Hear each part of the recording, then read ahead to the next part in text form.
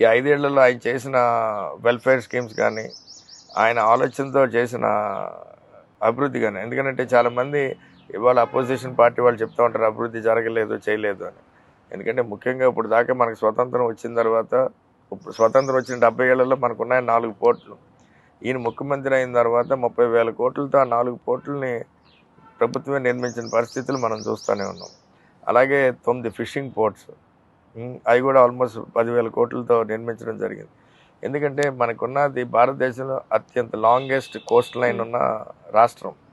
So ఇంత Coast line ఉన్న రాష్ట్రాన్ని అభివృద్ధి చేయాలంటే ఆ కోస్ట్ అంతటి ఉపయోగించుకుని ఇండస్ట్రియల్ కారిడార్స్ని బిల్డ్ చేస్తేనే మనకి ఈ రాష్ట్రానికి కాకుండా భారతదేశానికి కూడా అభివృద్ధి చెందే విధంగా అది ఉపయోగపడుతుంది.